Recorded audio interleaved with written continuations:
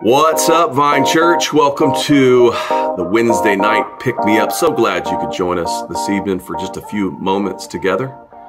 Have you hallowed this week? That's right. I said it. Hallowed. In Matthew chapter 6, Jesus teaching the disciples how to pray gives them an example prayer and says this: Our Father, who art in heaven, hallowed be thy name. Not a word we typically use. Maybe a word you haven't even thought about or could define, but hallowed? Yeah, that's a good one. That word, if you looked it up in a dictionary, you'd see venerated or consecrated or respected or honored or set aside. Even the word holy would be a good descriptor of that word hallowed. Reminds me, and it's a connecting point back to what we studied Sunday in the sermon when we referred to the 10 Commandments. Because the third of the 10 Commandments says, do not take the Lord's name in vain. Most of the time when I talk to people about not taking the Lord's name in vain, they think that boils down just to avoiding saying his name is a curse. God, you know what I mean?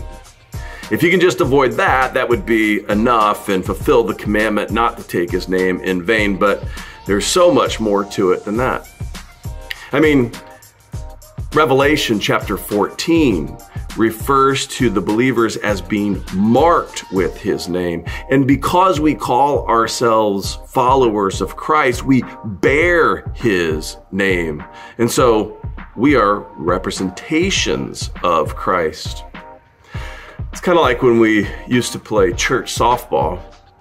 I would always tell the guys as I handed out the jerseys and we were about to take the field, I'd say, guys, let's not forget, at this point you seek to represent just yourself. You also now represent this church.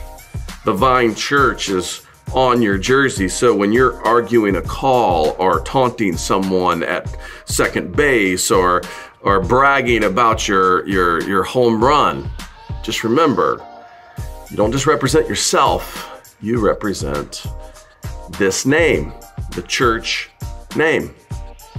But that's true of every believer. You represent Christ's name. You're a follower of his name. You've been marked by his name. And so not to profane his name is not just avoiding saying his name as a curse, but it's representing his name well in the world.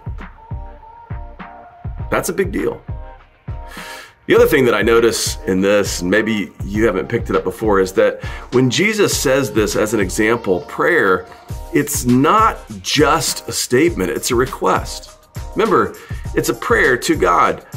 Hallowed be thy name.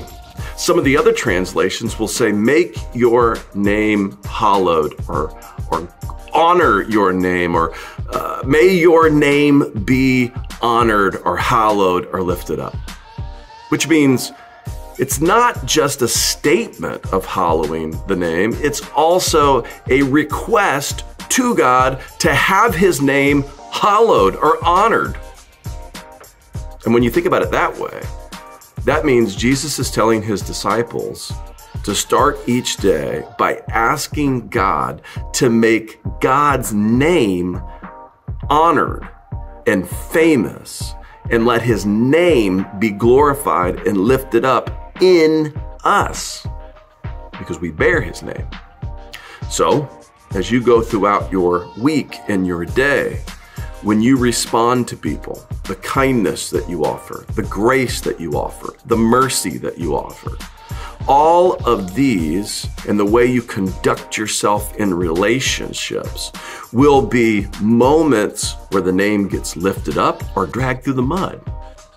They're going to be the way you say things, the way you talk, the way you respond, the way you feel, the way you share those feelings will be moments where we'll either represent his name well, we'll wear the jersey, so to speak, in a way worthy of the jersey, or we won't. But he does tell us to start every day asking God to make his name hallowed in us. And so I'm just going to ask, maybe start tomorrow by saying, God, Let your name and your grace and your mercy and your kindness and your nature be exemplified in me. May every chance I get be an opportunity to bring attention to you in my life. That's pretty good. All right, folks, as far as we can go for tonight, look forward to seeing you Sunday. Goodbye. God bless. Love you. Mean it.